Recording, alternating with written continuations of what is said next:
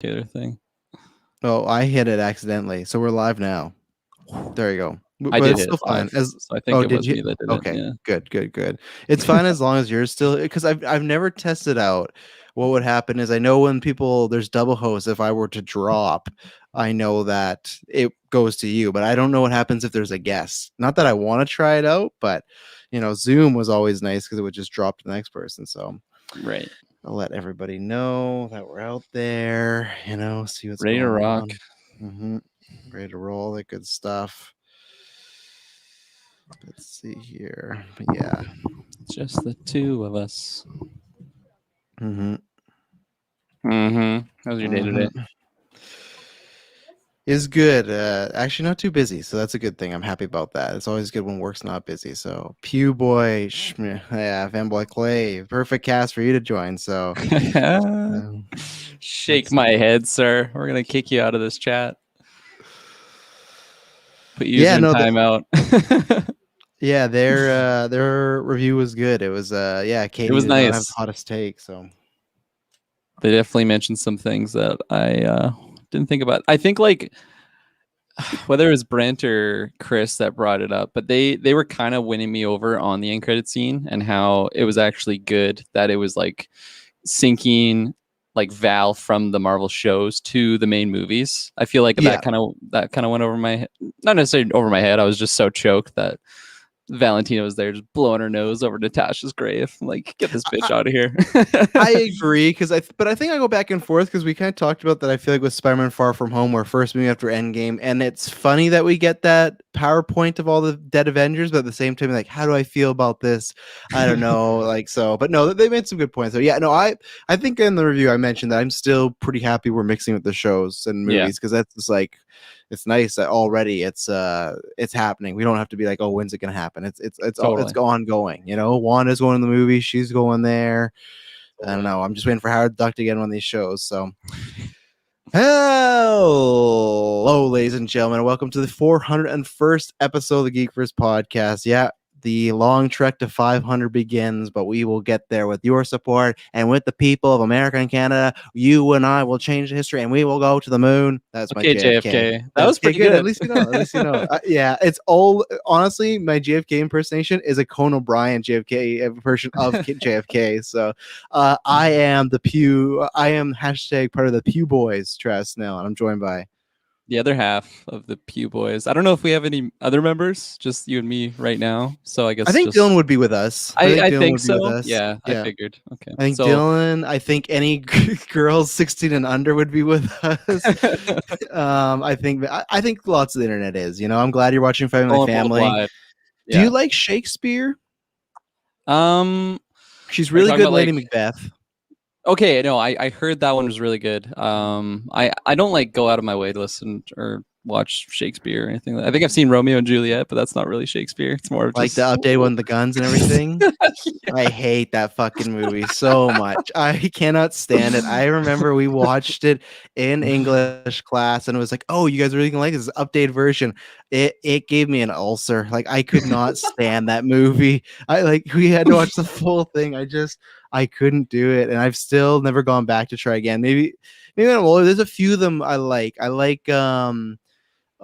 think it's I can't now. It's lost me again. Kenneth Branagh directed one. I'm not sure if anyone knows in the live chat. Family Clay, if you know your Shakespeare, Kenneth Branagh directed one, and it was really good. It was the first Shakespeare I ever fell in love with. And then I do like Midsummer's Dream because Christian Bale's in there, like a young, very young Christian Bale, very looking princey and cute. But ladies and gentlemen, most podcasts don't start off like this, but welcome to Shakespeare Verse. But we are the GeekVerse podcast. Like I said, this is episode 401. Thank you very much for tuning in to the 400th episode. That was Black Widow. That did very well for us. So thank you very much. If you like that Marvel content, the Loki finale is just a sleep away for us, but a couple days.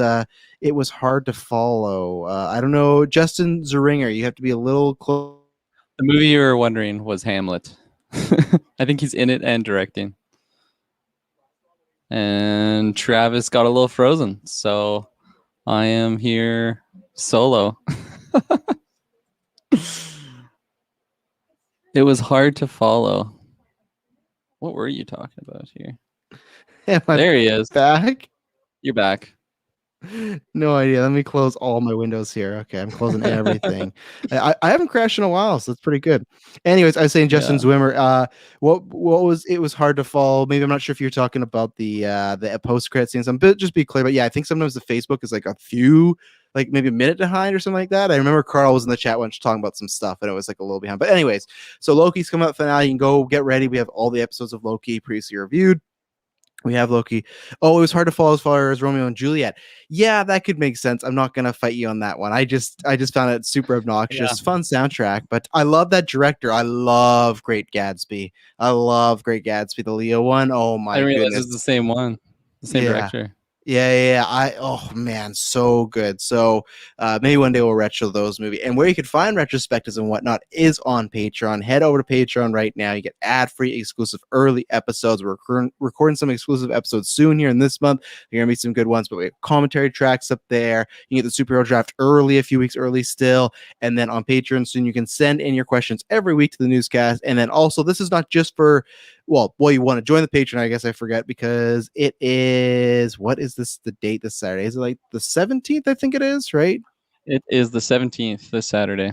So that's, I don't know why I'm asking you, because Sunday is when we're doing After 9. We're doing After 9, 1 p.m. PST. We're doing a daytime one, so Carl will be a little bit better for you, but we're doing that. So if you're a patron on the Phase 2 tier, you can join. We're going to be talking Loki, Black Widow. I'm excited because we haven't talked to them since the charity stream, so it's been a while. It's been a minute. So that's a nice exclusive benefit on Patreon. But then also head over to Twitter, Facebook, Patreon, wherever you think is best to find us. Send in questions. We got 5 days left, and we will be recording our 6-year anniversary cast a little early. So what we do is we all ask each other questions, but then also obviously the fans and whatnot ask us questions as well, and listeners. So please send us questions about anything, TV, movie, video games, personal ones. We love taking your questions. So that's going on this week. There's a whole bunch of reviews dropping. Fear Street Part 3 will be dropping. I'll be doing that. We're gonna do Space Jam at some point, and then you and I haven't talked about, but I guess Gunpowder Milkshake on Wednesday. I'm down if you are. Oh, I'm definitely watching it. So there's lots of movies coming out. Loki. Check out the podcast network, like we just pimping out before. They just dropped the Marvel Alliance review, Black Widow review on Marvel Alliance. Big shout out to them. We haven't tweeted about it yet, but it was Marvel Alliance's that Soul Feed, their biggest week yet. So big congrats to them. Obviously, I'm also a little biased and pulling for them because I was on that show. But yeah, it was a big week. Thank you for supporting over there. Lots of shows popping off there. And then for us, there's 4 podcast feeds: GeekVerse, reviews, retrospectives, the news, the main one that has everything. So I think I've hit everything. Twitter and Facebook, that's where you can find us on social media. So that's all the housekeeping. And a big thank you to, I should have pulled it up, but someone gave us a nice 5-star written review, and that's what you want to do. If you can't support us on Patreon, that's completely fine, because we know, hey, times are tough and whatnot. But if you have a second, head over to iTunes, Apple Podcasts, leaves a written 5-star review. But we had a nice 5-star review. We had 2, which was I got a good chuckle out of this scenario. So one, I won't read it, but Shoe Runner, thank you very much. It's a great podcast, my go-to. So thank you very much. And then another one said, "Bring on the ads." And the whole paragraph was about how they understood the ads and they understand we're working hard. So we like that. But then right after that, it's so funny. It's literally 5-star, bring on the ads. Right after that, 2-star, content isn't good enough for ads. So it's that's awesome. And they're literally right beside each other. I get a good chuckle every time I see that. So yeah, if you like what we do, please head over a review. If not, just don't worry about it. It's fine. But even then, get a good chuckle, because we like hearing your complaints or not. And who was that? 2-star review. It's like, you're good enough as a podcast, just not quite good enough to have ads. This was the full one, because I have no problem making fun of herself. This was ill extension, and I'm not going to rant on the ad thing. I did that a few weeks ago. I'll just pull that up and insert it here if I need to. But it was like, the discussions are not that great, yet they'll play ads a few in a row, not exaggeration at all. Sometimes the same ad plays 3 times in a row. We don't pick the ads. We've said this before. They'll use the excuse of they have to play them. But this is the only podcast I've come across that plays so many ads. It's ridiculous. That's a complete lie. As I listened to a podcast today, and the first 5 minutes were completely ads. I listened to, not to throw them under the bus, but a wrestler by the name of Kurt Angle. Has a podcast. You can tell it's doing great because he has lots of podcasts, but like every 10 minutes there's ads. And they're usually about like a minute, 2 minutes. So it's like, dude, you might listen to like a 3 podcast. And again, legitimately, that helps us buy new gear. Legitimately, next year it's going to start paying content because we're going to set days aside. We're going to record a bunch of content and make it worth our time. So we're not taking time away from our family. So just a big thank you to people that do support us, because if you like what we do and you're supporting us, you're just going to get more content. So speaking about money and speaking about success or lack thereof, or bad reviews, good reviews, let's talk about Black Widow. So as we said, you go check out the Marvel Alliance review, you can check out our review. So good, I think, variation discussions as far as that's 9 people in total. So good opinions of people that liked it, that loved it. So that's what we love. No echo chambers here. But so it came out this weekend. Now I'm going to break down a few things and I'm going to throw you, Kirkland. So the box office it's the biggest for as far as domestic. That's Canada, North America, Canada and United States. Beat Fast, what is it, F9 now? Fuck, we're on Fast and Furious 9, F9. So it beat that. It had 80 million. The projections months ago were 50 to 60. And then last week it came out 80 to 100. So it hit it. People, of course, were kind of crossing their fingers for the 100 for that, our fans, because like that's like a huge one, right? That's the highest of the expectations. But at the end of the day, it hit the 80, broke a record, and that's still very well. Now, internationally, it did 78 million. And then the big kicker was that it did 60 million on Disney Plus. So it's averaged somewhere a little over 2 million people out of the 100 and whatever million people on Disney Plus bought it. So here's the thing, and it's interesting because people are wondering what's going to happen next, because 80 million, and it had this thing where it did good Friday, it did good Saturday, but on the Saturday to Sunday, it had like a 41% drop, and it's one of the biggest drops in Marvel like history. But at the same time, the counterpoint, and especially even for the good legs, is for all that domestic, international, all the theater money, they got to split a bunch of ways. I think the average they say is like maybe they get 70% of that, sometimes 65. It all depends on contracts. Mm-hmm. But the Disney money, they get all of that. That's just all, like maybe there's like 5% for like they give to some guy who hosts the website or something. Hopefully it's Taylor, but majority of that money, they're getting it all in their pocket. So that's been the interesting thing. And obviously we don't have week 2. That's going to be next week. But it's this interesting thing of, well, it did well this weekend. It might not have legs, but it's like, does that matter if it's doing good on the streaming? Because like, usually you want to have legs and keep making money each weekend, but it's like, if you did the Disney Plus money, was that enough to, you don't got to worry about the legs? Obviously we don't know about all the increments and whatnot, but were you surprised that it did that much on Disney Plus? Because the other thing is, we've had Raya, we've had Mulan, and we've had Cruella. They've not released any info for any of that. No numbers, no downloads, no nothing. This was the first time they've ever done that. So I know I threw a lot there. I'm gonna hit you with other questions, but just your initial thoughts on that doing 60 million, which honestly, if you look at it, it's like just 20 million away from the American box office or North American box office. And it does like, it means more. You get less, but you get to keep more. So yeah, I feel like I was just surprised by the numbers, like overall, honestly, because I feel like out of every, I guess you throw in the factor that this is an MCU film, so this is like a big return to that universe. But at the same time, I don't know. I feel like I wasn't even that hyped for it going into it, and like we literally talk about it every chance that we get, or like leading up into these shows. So just like seeing how successful it did, I was just really, really pumped. First of all, because I personally love that movie, so I want to see it successful, and I was just blown away by how well it did. People going back to theaters and all that stuff, but also like the Disney Plus number, I feel like that was really, really like shocking, but until I would like marinated on it a bit more, because like honestly, like whether it's people on the Geek Ultimate Alliance, it seemed like majority of them actually got it. Well, I know Clay, Brent, and I think Chris, I don't know if as well. Yeah, Chris, and I don't know if there was another, but at least 50% of 6 over there. So pretty good. No, exactly. And like I feel like a bunch of people that I work with that had seen it, that I I didn't even know if they like superhero movies or whatever, like they just have Disney Plus. They're like, yeah, it just looks so awesome, and I wanted to get it. And like, oh, I'm so glad I did. Like I'm rewatching now, and it's just like that's really, really cool. So I feel like you brought up the point that it was like one of the biggest drop offs. I feel like that has a lot to do actually with the app, because it's not like people are just like, oh, it was an okay movie, I don't want to see it again. It's like people that really want to see it again, like they own it. Or I even have some people that have like purchased it on Premier Access and then went to the movie and then go back home and they can still watch it. So I mean, fuck, I was even debating doing that for a little bit because I just really, really like that movie and I do want to keep watching it. But you know what? I can wait till what is it, October when it's coming out for free. Yeah, 3 months. Yeah. Yeah, exactly. But just yeah, I was pretty shocked by those numbers until I like marinated on a bit more. And it's like honestly, this does make sense because this is a big universe that we're jumping back to. And then just one last thing, talking about like the Premier Access, how like this is the only one that they've released the numbers on. Mm-hmm.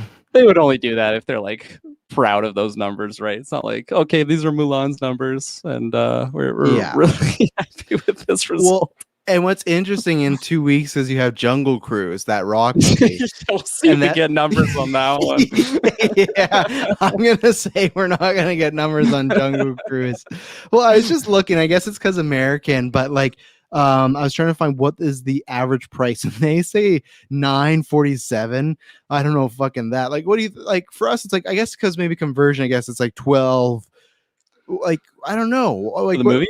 Yeah, for a movie. Like one sold ticket, not like a group, but just like how much do we pay for us? Like, let me go to Adam. Let me see what a non 3D, just regular Black Widow is. I thought it was like $10.99 or something around there. Because like when you do Extreme, that's like $1 more or something, and then if you do 3D, that's even more on top of that. But I feel like the base is around $10.99. So standard format for I got the Grand Hit 10 here. It's $12.50. So what I'm trying to wonder though is because the thing is, like you said, there's that drop off. But then the other thing is if people do buy it, what people might not know about Premier Access is once you buy it, you own it. It's not a rental. You don't got to buy it again or anything. So the thing is, I'm trying to think of people have made the argument too, like, well, it's not going to get that many repeat viewings because the people own it at home. They have no reason. Where before, if you wanted to see Endgame, you got to go back and watch Endgame in the theater, right? You can't just watch it at home. So I was just trying to say, like, let's say you watch Black Widow 3 times at home and then $12.50 times 3, so that would be 30. See, and this is why, like,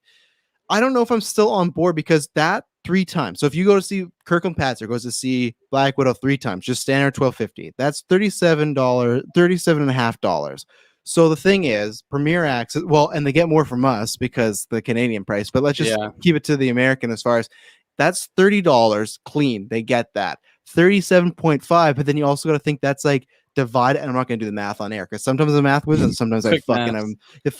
But then sometimes I'm back in kindergarten. But the thing is, 37.5 divided by like, or if they only get like 65 or 75% of that, that's still less than the 30 they'd get, right? So that's the thing where people make this case, and I see both sides because that is the drop off. But again, the best way I could describe this, and this is the most inside baseball I've probably ever got with GeekVerse, but if you've been with us for a long time, you know this, but if not, buckle up. So what used to happen was, I think it was like a year and a half ago, 2 years ago, we used to be with SoundCloud. We're with Spreaker now. Before we were partnered with Spreakers to get ad money, and that's where you hear those ads. Thanks for those, content not good enough. That's what blame Spreaker. But no, they came to us and said, hey, you got a big enough following. We feel there's a given pull as far as we can pay you. You advertise some people. Great. We were a SoundCloud. They had made an offer as far as you get a whole bunch of different stuff.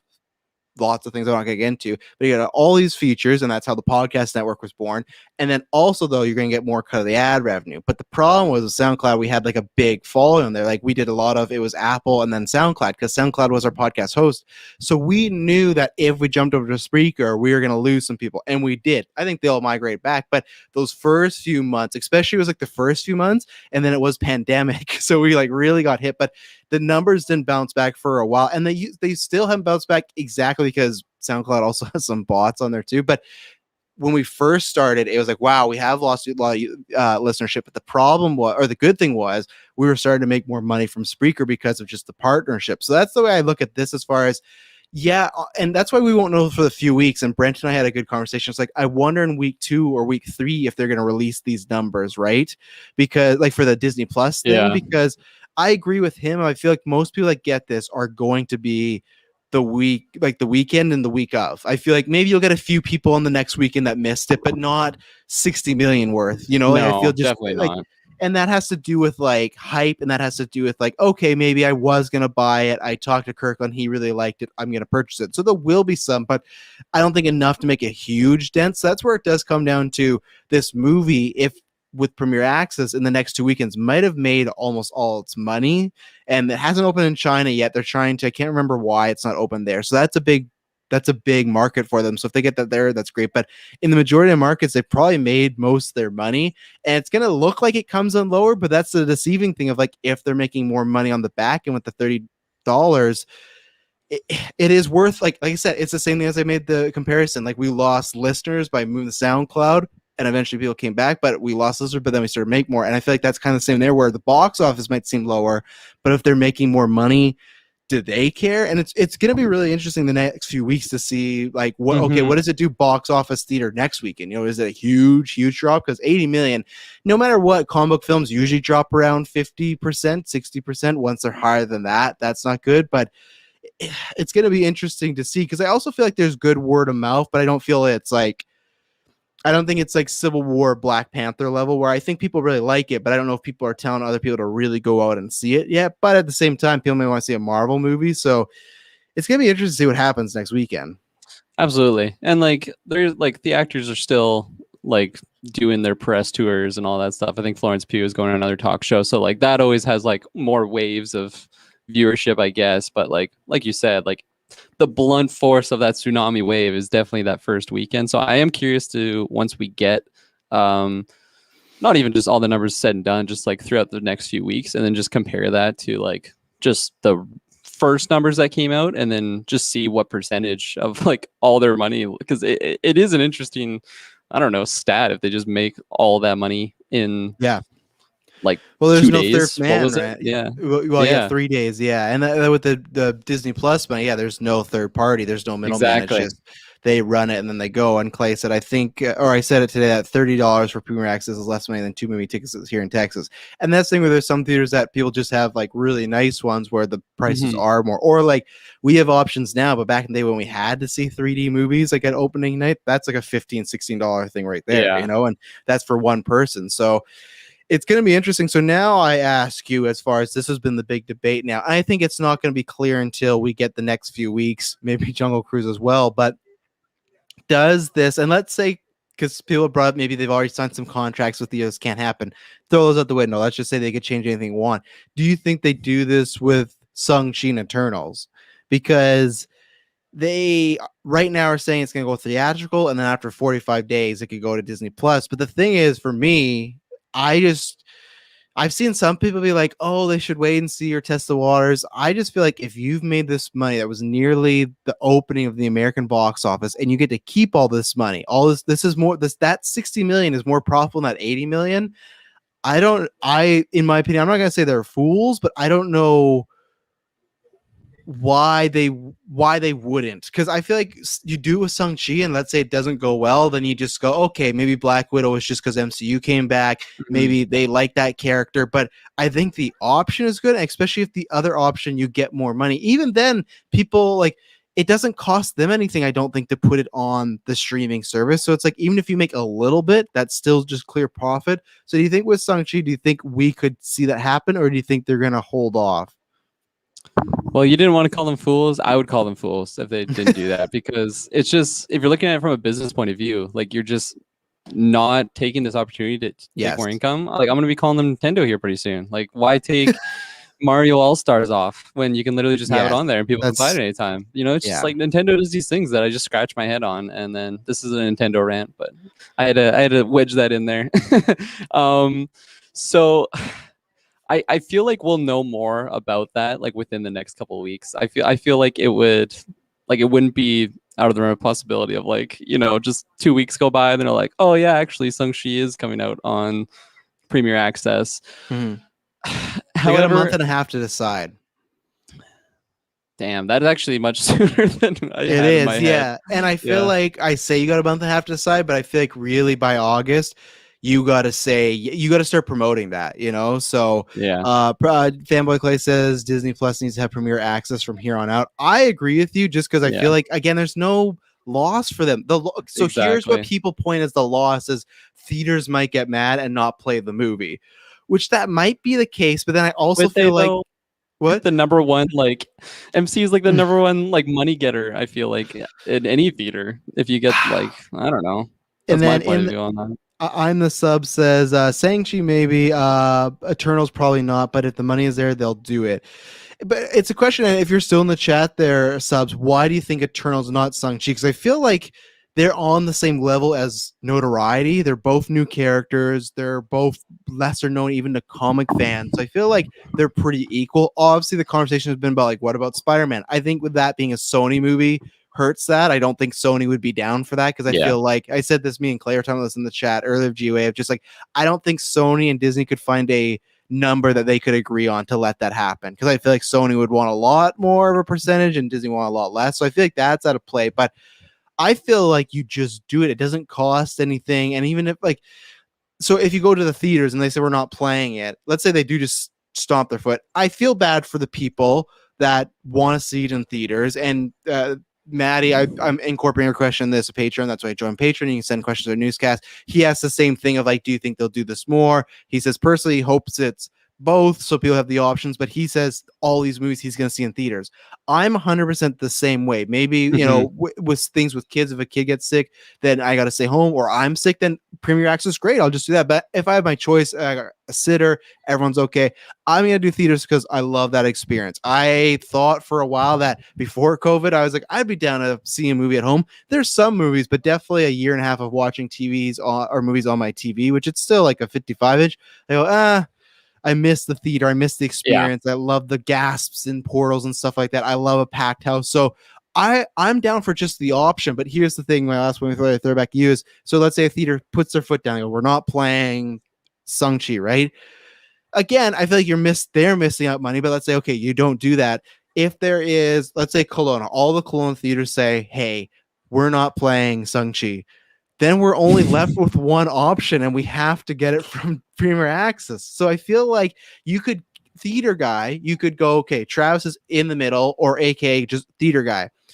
He is going to get my money no matter what, barring sickness, like I said, right? But if you take it away, you say we're not playing Shang-Chi out of spite, you don't get my money anymore. Disney gets my money. And there's still going to be lots of people that want to go see it in the theaters. And that's like, here's the thing. The $60 million means more, but the 80, like they're almost comparable. It's the same amount of people, not the same amount, but like it's a justifiable amount of lots of people saw it in the theaters and lots of people saw it at home. It's very much like Godzilla vs. Kong had that same thing where it did really well on HBO Max and then really well in the theaters as well. Where you have something like Mortal Kombat that did really well on HBO Max, but in theaters went all right. So we've seen a few examples even just in COVID right now of movies that do good on both. So I don't know how I feel with the theaters, but that's the threat people say of like, oh, well, they'll pull it and then, or something like China, where Black Widow, they don't have now, they're missing lots of money. Some big markets like that will say, we're not going to play it and it's not going to go in Premier Access. So that's where it's like, okay, you do lose money there. But again, it's something, you know, I don't know how much is that, like that $60 million really worth to them. If it's worth a lot, then. Do they have Disney Plus in China? I feel like they do, but I don't know for sure. Someone in live chat looked at, or I'll look that while you're talking, because people had said like China wouldn't play, and Black Widow, I don't think it is, because they're saying Black Widow's not in China right now, so it's almost making it sound like they don't have Disney Plus there. So while you talk, I'll do a quick search and find out. Oh, well, before you go, subs answer the question. Same. I would love for people to have the option of both. I'd definitely be in theaters every time, but I know people who would love to watch home. So basically, what I'm saying is, you have changed my mind on Turtles having a PA thing. Yeah. Well, and I feel like it is that thing of like, you do it for all of them or you do it for none of them. And I agree. There's tons of people. You look at, like we talked about, where they bought after, or someone like Clay, where they watch at home. And I know there's, maybe it's not like, Corel is a perfect example. I fucking buckled and got that stupid ass movie because people were almost like expecting my review after I trashed for a while. But that's one where I was perfectly fine seeing it at home. I didn't need to watch it, you know, like another movie I'm trying to like, I wouldn't watch Jungle Cruise. I'm not buckling for that one, but there's ones like I don't need to see it in theaters, but these big ones I'd love to see. Yeah, I mean, you kind of brought up a point that I was gonna say. I was on the fence of saying. The point was like, what happens if it's like a region locked movie or something, or like, you know, we don't get all movies here in Kelowna. Sometimes we have to drive all the way to Vancouver to go see them, right? And then if I don't have to drive to Vancouver and I can just get Premier Access, the reason why I wasn't even gonna go with that was because I feel like anytime there's a MCU movie, like it's gonna be in theaters, because like the point I made earlier, I just feel like it's the number one moneymaker thing to get into a theater. So Yes. I am 100% like agreeance with you that like I don't think that the theater people have like any power, honestly, like in this argument. If they're like, oh well, fuck you, we're not even gonna play your movie. It's like, who gives a shit? We have an entire app now where we can just put any movie that we want on there. People are gonna, Yeah. we could put the movie for $45. Like if you're saying that you don't want to put it in your theater, people will buy these movies because people want to see them. And I feel like you just start to kill your own business, and they're already dying because of COVID and everything, right? Like, yeah. there's already been a couple theater, or at least one theater, I think, that's closed down here. So, Well, I have a point to make after this first ad break, because Kirklin, thank you very much for reminding me. We're all heated and talking about we're going to take our first ad break. We don't choose the ads, Mr. Two Star. So it's the same thing when we did The Boys and someone hit us up. They're like, you say you don't like to make this podcast political, but yet you were saying you didn't, or that was the thing. It was saying you don't like Donald Trump, but then there was a Trump ad. It was during the election. And then I had to respond back with, well, the ads are actually programmed to what you search like on your phone and stuff like that. So you're clearly just like a Trump supporter, which go ahead, do that. But like he tried to make it like the gotcha moment. It's like, no, it's like how Taylor gets all those sex bots. It's like clearly Taylor's just scrolling through porn all day, you know? He's like, you guys get this ad? It's like they're targeted, like, Taylor. No, yeah, they're targeted ads just like this. So we'll be right back after this targeted ad. All right, so I have that question answer on China. No, they have not launched in Asia yet, so that's why. So that's where, as of right now, well, clearly too, the way they like to really make sure the stuff that plays over there is fine. Like, like there's some movies right now they're talking about Shang-Chi or Eternals not playing there, but if you did something like Ghost Rider on Disney Plus, that couldn't be there because that goes against their like demon possession, whatever law. I was even gonna say, like, I feel like Falcon Winter Soldier can't go in there because of like, honestly, like the social justice issues that they touch upon. I feel like honestly, like they just wouldn't show that because they're like, you know, you've heard all the stories of like them just like it's making just a 2-episode version of it, just the action. The just you meet Carly Morgenthau and they beat Carly Morgenthau. No John Walker, no nothing. Plays the end credits scene. End credit scenes. Like, who the fuck is this guy? Oh. Yeah. But yeah, I guess I'm just not surprised. I forgot where I was going before that though.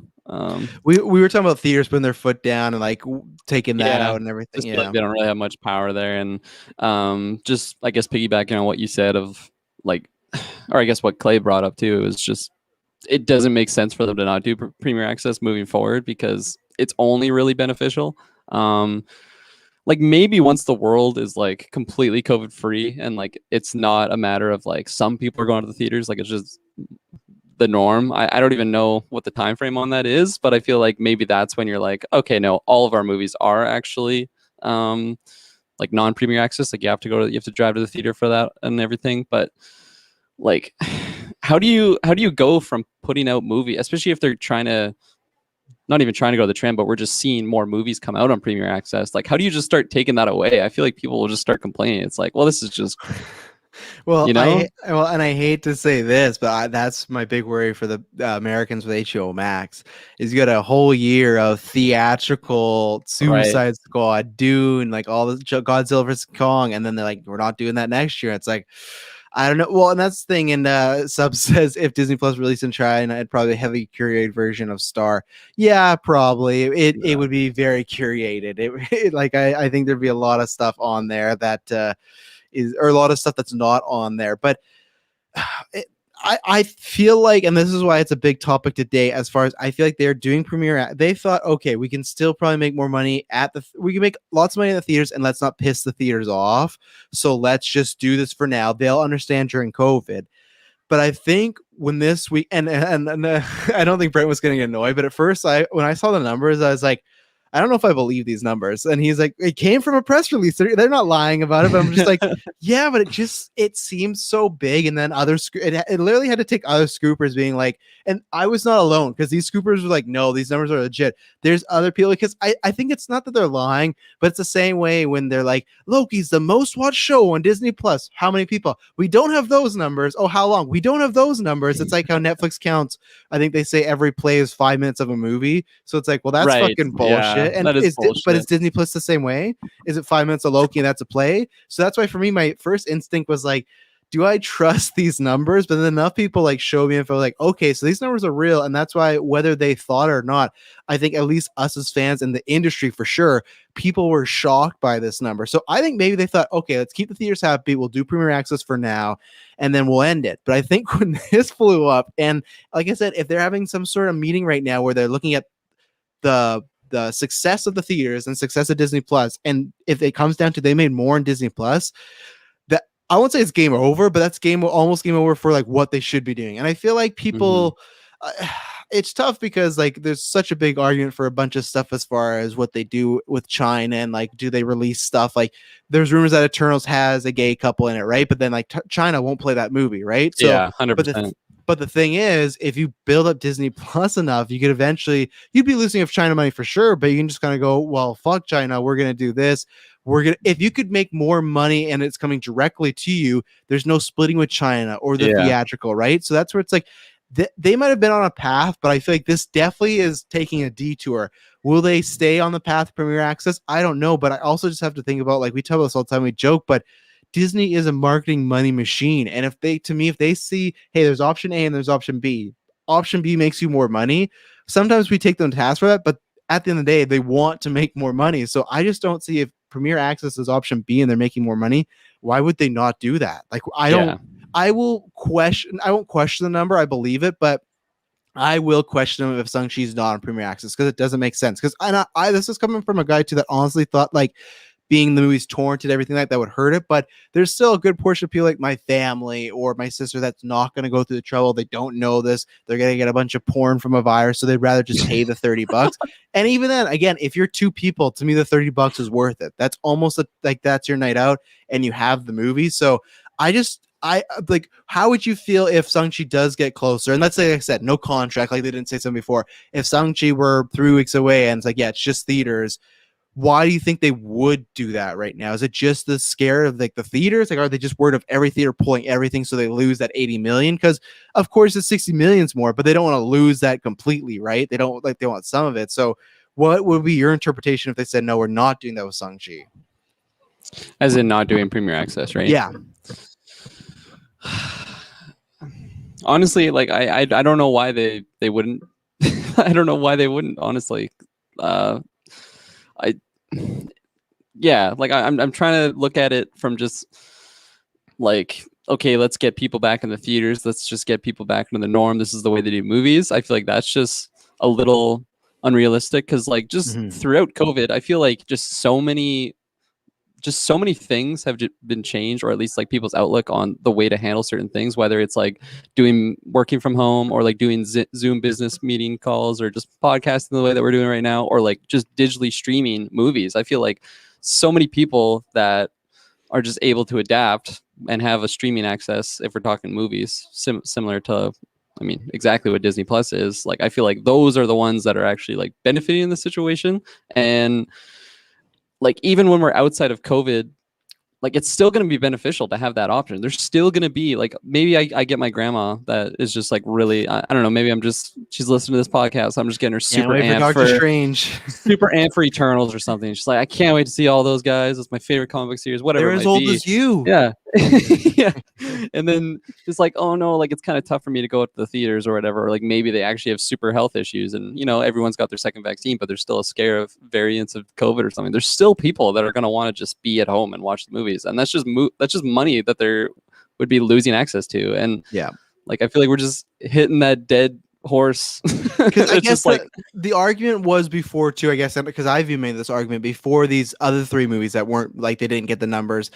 The argument was, hey, we put on Premier Access, the next day all the torrenters can get it, right? Because they can screen record and you have an HD copy. And people have been complaining about that like you can just get HD GIFs and scenes of Black Widow right now on YouTube because people do have, and that's where that is the downside. So that's why I still say like test it out and maybe enough torrenters if it is that case where, hey, we have some information where this like Shang-Chi was a lot lower and we see like a huge spike in torrenting, or we just see like it's getting stolen a lot, however you are, because people track them. There's all these fucking websites that post like the 10 most torrented movies of the year, right? So it's like if they have some sort of math to break that down, then I would understand and say like, hey, we do make more money that way, but now we're losing because people are just doing that. But again, I already thought we were up to date on that, like right now in the world. I thought torrent, like they were all over, but I thought more people would be doing that, but they didn't.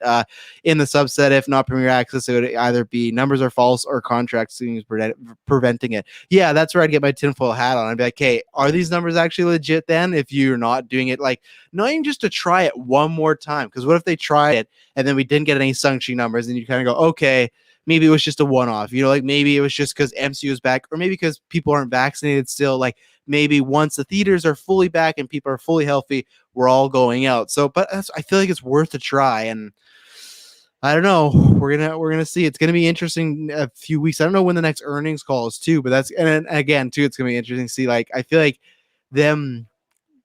Because some people have said the reason they also did this was to boost the theater number, because now all their press release was, oh, we had a $215 million opening weekend, which is very nice to say because it's a big number. If you take that 60 million, it's gone.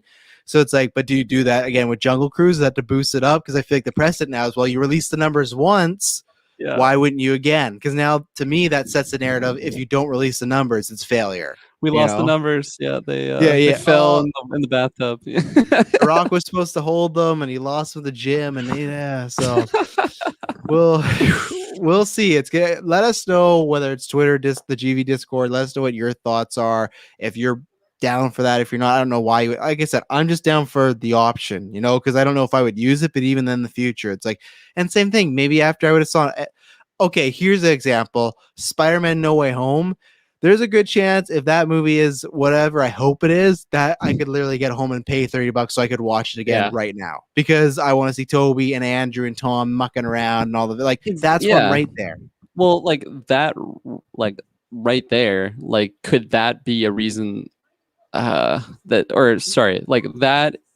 Could we see that be changed? Like once COVID is just like, I don't know, very minimal from what it is, and it's just like, well, we don't want people to like get all excited for our movie, and then you can just go home and basically get HD gifts from it. They can rewatch it all right there, like have a time window on Premier Access, like maybe delay it a little bit. Yeah, but then it's almost like you might force them to go to the theaters, right? The only thing I love with Premier Access is the same with their shows, is stop dropping at fucking midnight. Can we drop it at 9? Like, can we drop at midnight EST? I'm making a complaint just for my life, but I don't know why. I don't, even then if they said like we're not dropping on the Wednesday till 9, it's like fine. I just don't know why they choose to drop at midnight. That's the thing that they do, I think, have to change if they really if they really want to compete. They got to drop it like the Thursday night at a 9 or something, because the theater's still that, right, with their early showings, their late night showings. Mm-hmm. That's where I'll always probably go to the theater too. It's like I want to see something right away, but if they want to compete, they just gotta stop dropping the shit at midnight and 2 a.m. Like I don't get it. I really don't. I don't. I don't know the process of it, but if they start doing that, then they gotta start dropping. Loki's gonna be over by then, but these other MCU shows at 9 or whatever, right? That's fine. The Boys on Amazon drops at 9 on a Wednesday. It's like, oh, it's so great. I'm not tired. I'm awake. Here we are, But yeah, we'll see. It's gonna be interesting to see what happens in the next little bit. So I can't wait for Jungle Cruise numbers. You might be waiting a long time. You might have to get a job at Disney to get those Jungle Cruise numbers. So, be the Rock's assistant. Yeah, exactly. What did Jungle Cruise do on Disney Plus? He gets fired. He fires you right on the spot. Like, you don't want to talk about that. Speaking of Marvel, let's talk about this. This dropped literally the day after our last newscast, but we had obviously Black Widow go see, so we did that. Marvel has dropped What If. It is premiering August 11th, so it's going to be, again, like we've said before, it's keeping the Wednesdays. It's not said how many episodes yet, but it's funny because a few people on Twitter confirmed that they are working on season 2. I do want to point out that they said What If would have an episode for every movie. They never said season 1 would be. So I wonder if the seasons will be broken up into phases or like 6 or 8 or something. We're still waiting for that. But I know some people took this like season 2, like that's what it means. I think no, they're going to take, if there's 24 episodes, you could easily split that into 3 or 4 seasons. Like you don't have to blow your load, right? Whenever it's like you have no content, drop those 6 What If episodes, boom. But what do you think of the trailer? We saw tons of stuff going on. We saw more of T'Challa with Guardians, where it looks like they're ending up in New York. We saw Spider-Man rocking a cape. We saw Probably, honestly, my favorite team up is Tony being saved by Killmonger, because man, I just cannot Oh, wait to see what's going to happen there. Also, we got more shots of Captain Carter and stuff like that. We saw a bit more of Evil Doctor Strange, and there's some characters and stories we haven't even seen. But what do you think about this trailer? yeah, so I absolutely love this trailer. I think this was like when we originally got like the Disney Plus shows. I think we like rated our excitement levels. Like, What If was right up there for me because I knew it was animated and I knew it was just non-canonical stuff, and like those two together, that is just my wheelhouse, man. I Mm. love just like different variations of things. People can get like so upset on like things that are non-canon. It's just like it's got to stick to the same story. It's all going to be linear. It's like fuck off, dude. Like at the end of the day, this is all made up stuff. You know, like it's all just for entertainment value, and that's why I always bring up that point when it's just like I have something that bugs me. I just make my own headcanon, and it just helps me sleep at night a little bit better. Yeah, So I am just so excited for this. I really like the animation. I feel like me there was a too. point in my life where I didn't like 3D animation that much, but I've really grown to like it. It's definitely That they mixed have, because I see some people that are not a fan of, but there's just something about it that's doing it for me, which is nice because I haven't liked, and there's people are gonna think I'm shitting on purpose, but I just haven't really liked a lot of the DC animation lately. The newest one is fine. I didn't like the cheap anime one they were doing for a while, so I just feel like this has such an aesthetic to it. You know, it almost reminds me of yeah, Marvel Ultimate Alliance, which I dig. yeah, no, for sure. Like kind of, I don't know what you'd call it, like palette. No, that's not the right term. You know what I'm talking about? Just the colors. They're a Yes. little. Oh, do we lose Kirklin? For once we lost Kirkland and not me, so we'll see what happens. In the subset, I heard somewhere that season 1 was 10 episodes, but probably it was a rumor. Yeah, that would seem legit to me though, because you could do 10 episodes. What you could do is you could do 10 episodes for season 1, season 2, and then season 3. By the time we get to season 3, there might be 6, like I know they said I guess for all the Infinity Saga, but there might be 6 more movies and everything. But Kirkland, you're back. You're talking about the arts. Where did you Yes. go? You I first time accidentally you hit got? so on my mouse, if I hit back, it like goes back a page and I accidentally Oh, touched it, so I was out of here. So yeah, I the animation reminded me there's a Disney or not Disney, Netflix show called The Dragon Prince out. It has like the exact same mm, animation. Shay and I watch it. It's really, really good. And that's exactly what I thought of when I saw the animation. It just looks so nice. And just seeing, hey, thanks for fixing my orientation there. Just seeing all these different variations of these characters together. Like when I first saw Tony and Killmonger, like I actually got like chills and was just like, holy shit. I don't know yeah. why I didn't think we were gonna get Eric Killmonger in the What If series, but I was just blown away when I saw him on screen. I was so excited. He looked so good. I loved his little like name tag for just like the dummies out there. It's like, in case you didn't know, this is Killmonger from Black Panther. Yeah. um, I feel like something that kind of surprised me though was when I heard there was getting a What If series. I thought it was just going to be, episode 1 starts. This is, I don't know, Doctor Strange, who's evil. Episode 2 starts. Peggy Carter as Captain Britain. I was not expecting because it had like what the ancient one kind of narrating like there's multiverses and like kind of Yeah. just syncing them all together, so it is going to be somewhat of a connected universe, whether they do have consequence from like one if to another. I think they will because and again, I feel like I shouldn't have been so surprised because like it's MCU, man. They maybe it's not a part of the MCU, but like they always got a plan. It's always working on things. That's a bold claim, Subs. I think the characters from What If will appear in Multiverse of Madness, to be honest. That is bold. That's That is that's a bold. That's like a well, Taylor prediction. yeah, that is. I'm not with you because I feel like that's a lot of moving parts. I feel like you could have okay. You could have a few. I think obviously I mean by when you say characters, I don't think you mean everyone, but you have something like obviously like Chadwick Boseman as Star-Lord wouldn't be in there, right? Downey, Chris Evans, they're not voicing these characters. I don't think they're going to be in here, but Chris Evans is coming back. So you could be right. We could see some variations, but my theory is we'll still get someone like you could get a Michael B. Jordan, but he will be like playing something else different in that movie, but we'll see at least one. Okay, I agree with you that I could agree with you that we could get at least one of these variations in the movie. I think that'd be often. Clay says I think there's a shot of the Avengers group circle with newer What If versions. There, I thought those were just the Guardians, wasn't it? Just as doing the Avengers circle shot, I thought. But Hey, and I was last on Marvel Alliance too, as far as a few weeks ago. That was my factor fiction. I think people vote fiction on the majority, but I did a Haley At will be Captain Carter in live action. I think it's 100%. I think it's going to happen at some point because people were bringing up like, oh, well, she's kind of done the story. Like, I don't see where it fit. I think it fit the same way as like Captain America fought Captain America in Endgame for a scene. I think they would go to somewhere. You see that shield, and that's her. That would be a hype moment. Watching and seeing Haley Atwell in the suit. Come on now, that's money right young there. Enough to do that? Come on, now she's getting up there. No, she's not. She's not that old. She's a Mission Impossible next. She's fine, And like because to me the thing is, and this is where I do want to like if that's a hit, I'd be so down if like, hey, we're starting to do What If but live action now, and we're gonna do Captain Carter 6 episodes. Her as like Captain Britain, and like, man, like I'd be so down. I think you're looking up how old she is, isn't she? Downey was. Oh, okay, but yeah, I think. Do you think we have a chance to see a live action Captain Carter? I mean, I want it. I feel like I would have, if you would have asked me without hearing your little spiel, I would have said no, just because I feel like I feel like she's just. I feel like she's just done, Like I'm happy last time I see her dancing with Steve, and they just like enjoy their lives together. I feel like I'm this okay wouldn't with be that. her. This wouldn't be her. It'd be someone else. True. I think jury's still out on that for me, honestly. Okay. I feel like I might have to marinate on that.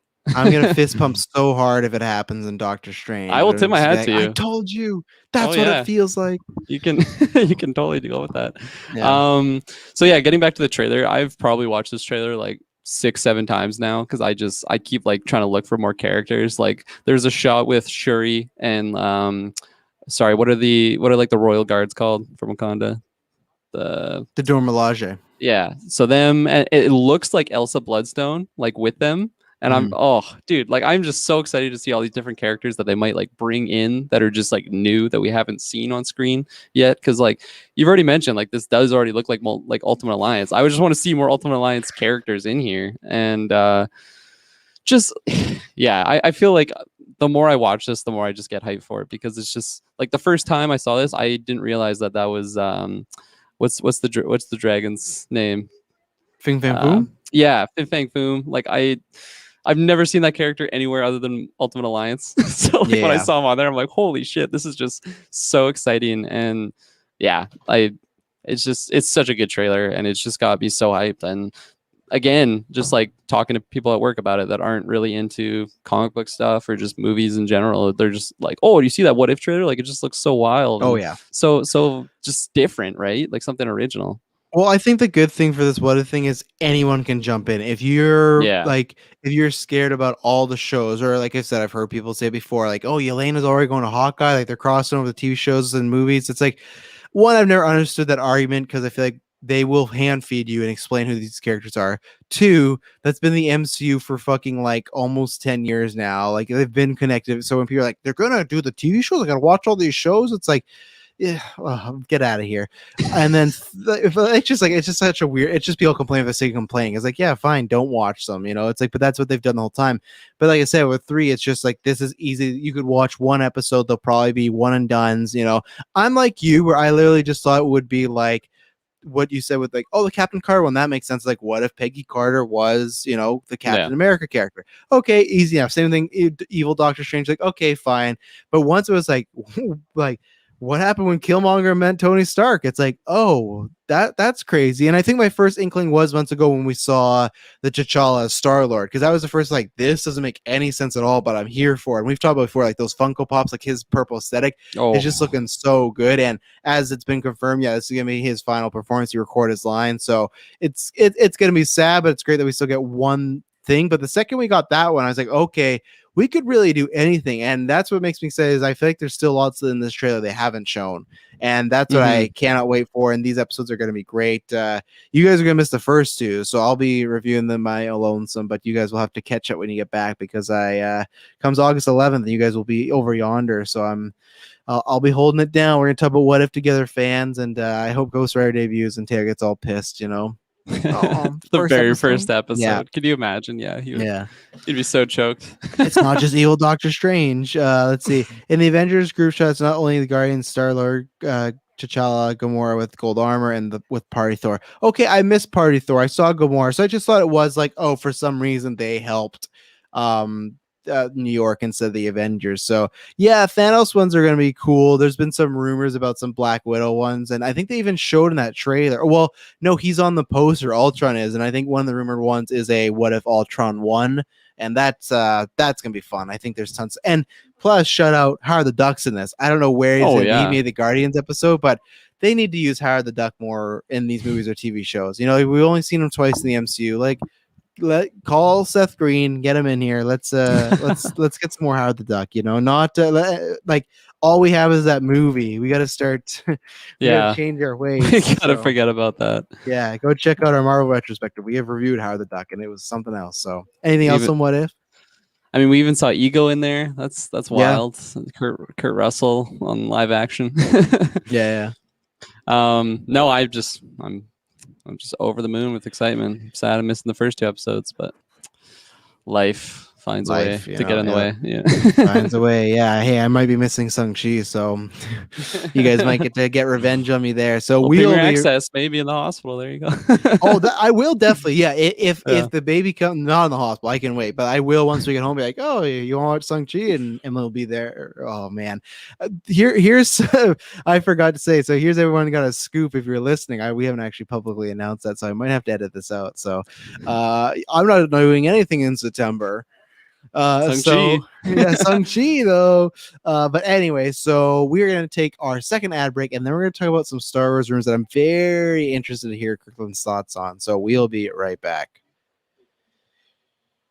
Boom. Let's see here. So there is a rumor put out by this, probably like I'd say C+ tier. They've been right before in Star Wars stuff. So they put out some other things of like, oh, this is what Boba Fett's going to cover. Some stuff that I don't want to repeat on the show because it may have been a bit more spoilery. This might be spoilery, but I don't think it is, as far as it wasn't confirmed. And it's something that I think they would show in the trailers. But the rumor going around is that Grogu is going to appear in the Book of Boba Fett.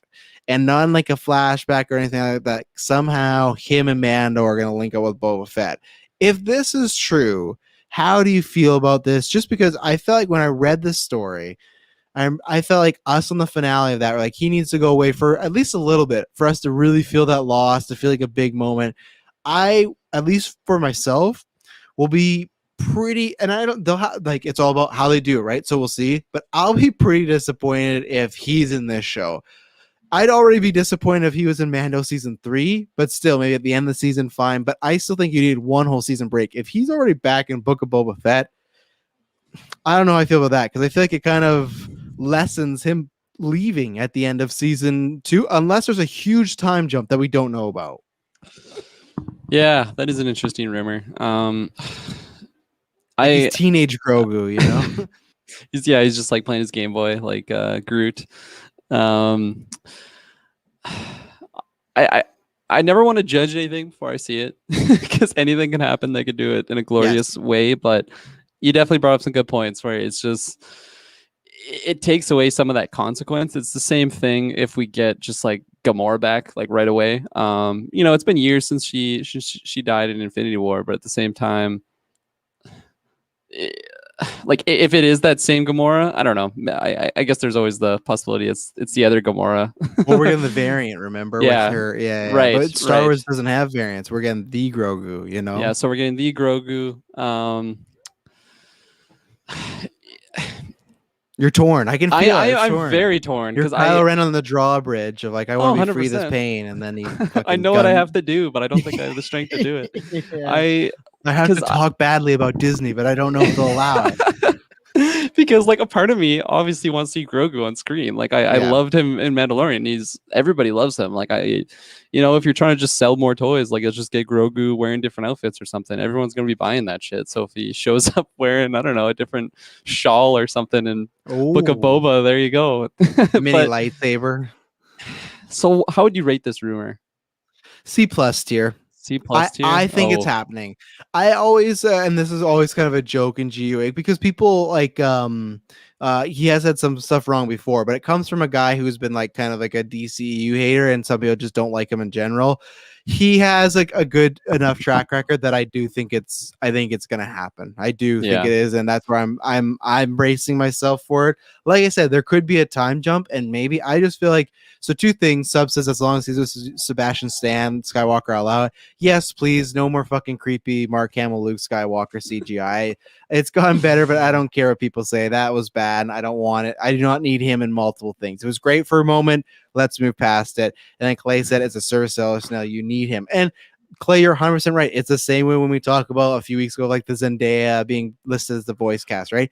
I get that, but that's where it just comes like a disappointment of I feel like Boba Fett is a very popular character that can sell the show. And I feel like Mandalorian is a popular character that can sell the show now. They're not just doing that. They're bringing in a bunch of other characters, stuff like that. I feel like they've made Mando upper tier that, okay, I was there for Baby Yoda, but I'm staying for Mando. And then even if season 3 has like a lull, it's like you could literally have an end credit and that'd be Grogu, or start season 4 with Grogu. Like I feel like they could, I'm sure Disney could wait 1 year to make some more money on Grogu. I really do. You know, like they got Loki Alligator. Let's put all the money on Loki Alligator for a bit. People fucking love that thing. So give Grogu a little break, bring in Loki Alligator. And for me, it's not the toys. It is just the pure story of like, okay, what is the reason he'd already be back with Mando? Is it just a little vacation? Did the training go wrong? I don't know. But I just when I heard that, I was like, I don't, because that was such a beautiful moment of him saying goodbye and taking his helmet off so he could remember his face. But it's like, it was just a few months later. It's like, well, we didn't need to be so emotional. Master Luke was just going to keep him for 2 months and be like, he's ready. Yeah, no, I 100% agree with you. I feel like I'm not 100% against it if it's used like very sparingly, which probably wouldn't be the case, unfortunately. Like it, and also like using them sparingly. Like I don't need the two homies back together with Boba. Like it's like we just saw Black Widow. Everyone's saying Florence Pugh stole the show. I agree with them. Is this going to be just Mando and Grogu just stealing the Book of Boba and just making this like Mando season 2.5 or something? Because that's definitely not what I want. Like I got excited when I saw the Book of Boba. This is going to be a character that definitely didn't get like drawn out fully to, I feel like, what he could have in the original movies. So I was really excited to just get a new chapter of this guy and hopefully just grow, like appreciate him more. But if it's just, I don't know, like if he's just with Mando 2.5, Mando, whether it's Pedro or not, he just doesn't say a single line, but he's just standing there. They didn't want to pay Pedro, but they got Grogu and someone in the Mando costume. I don't know. I would be upset with that. So hopefully this rumor, not to like discredit the guy trying to scoop it, but I hope it's false, because I know that I'm gonna get Grogu again. I know I'm getting Mando here in season 3. I don't know if I'm gonna get Boba after this. So I want to just enjoy Boba in this as well as the other characters that this show might introduce. I feel like you're definitely getting him. They waited years to bring this fucking guy back. Like, they ain't getting rid of him again until Tamora Morrison can't really play the role. But hey, I'm all for wanting a scooper to be wrong. If someone came to me and said like, oh, they're gonna reveal Quicksilver Evan Peters to be Ralph Boner at the end of WandaVision, be like, well, I sure hope you're fucking wrong. And that's a shout to Brent. That's a good point. Oh yeah, Marvel Alliance. He's like, people just need to get over it. And it's like, I'm not over it. I'm not gonna be fucking over it. And like, because the thing is like, there was this thing I sent to you guys of like the 4 like worst things that happened in MCU, right? It was like the cat with Nick Fury scratching his eye. There was the Mandarin. There was Taskmaster of the Fast Movie, which we'll go and do check the movie, and then there was the Ralph Boner one. Taskmaster, disappointed, but I'll move on. Mandarin one I actually liked. I don't know why. I just liked it maybe because I don't like love the Mandarin. The cat one, yeah, it's pretty fucking lame. I don't care what anyone says. It's like the fact that Fury lost his eye there. In the moment, I thought, oh, that's not the greatest, but the more I've watched it, every time I like dread it coming up. But none of us hurt me like Ralph Boner. I'm an Evan Peters guy, so that's gonna stick with me forever. It's gonna stick with me until like people, when they do these fan theories, like maybe he is Pietro just like hiding. Like if they fucking retcon that, then fine, I'll get over it. But even then, they made his name fucking Ralph Boner. Oh boy. But you can hope. I hope this is wrong. I hope he's dead wrong, and I got to bring him down a tier. But sometimes that just happens. It's just. Yeah, I gotta see the story, but right now it's not it's I don't like the pitch. I'll say that. Yeah, it's not getting me excited for the show. Yeah. Well, you know what might be getting you excited is this cast coming up for this Matthew Vaughn thing. And I was right. I did put You Matthew didn't Vaughn. say You Vince just Vaughn. I said read Vince it as Vaughn, Vince Vaughn. Yeah, I saw Vaughn. I feel like my mind just filled in the blank. making me nervous. I'm talking about him, but I don't know how to say it. Arguli. I don't know. It's Argyle? Argyle. There you Argyle. go. This is Marv is already planning. I didn't even see this. At least 3 films in the franchise based on a novel with the same name. You gotta love when they do that. Hey, oh, this is gonna Oh be, yeah. yeah, they know. But the thriller is set to be published next year, and apparently he's just following a bunch of spies in the spy game and everything like that. So he said he read the manuscript. You have to do it. If you don't know who this guy is, he directed X-Men First Class, he directed Kick-Ass, he directed Kingsman. So pretty good resume. He has some like not the greatest movies in there, but I'm a big fan of him. I like his style. Cast right now is Henry Cavill, Sam Rockwell, Bryce Dallas Howard, Bryan Cranston, Catherine O'Hara, John Cena, Samuel Jackson, and the wickedly talented Dua Lipa, the girl who is, in my opinion, the best pop star right now. Suck it, Olivia Rodrigo. I like your album, but you got nothing on Dua. Oh, Dua is just the. You listen to like Future Nostalgia or the Midnight Edition. She's gonna be the next Rihanna. When you go to Rihanna's discography, like it's hit after hit. There's so many. She's gonna be her. I don't think you compare those two. How old is Dua Lipa? She's like same age. No, Rihanna I'm saying she's right going to be like the way Rihanna. Yeah, but Rihanna's been Rihanna since she was like 19, and she's been doing it for like 20 years. You can't just match that with Dua Lipa.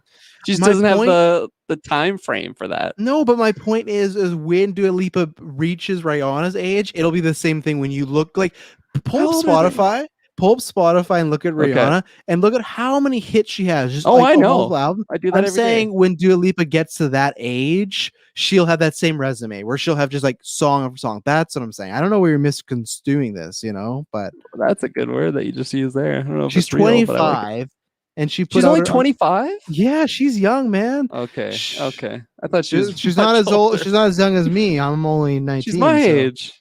What? No, I know you guys are a bunch of old fucks, but let's see. I'm older than her. What? Yeah. I thought she was like 35. So she put out her first album in 2017, which has the great "I Don't Give a Fuck About You Anymore." Such a good song. So she put that out when she was 22. So I think she's pretty comparable to Rihanna. When Rihanna was about that age when she put out SOS, someone please help me. Rihanna. This time, Rihanna, not Rihanna. Rihanna. No, it's Rihanna.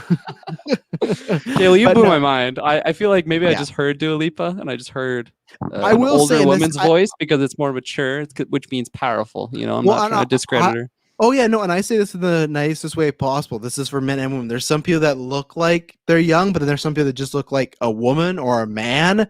Like Michael Fassbender has never looked like a boy. He's always looked like a man, like just Henry like, Cavill. It's like 100. He's never been a boy, Like Ryan Reynolds, he's looked like a boy. He looked like a boy at some point, That's how Dua Lipa is. She's just like a woman. Anyways, Dua Lipa is the best.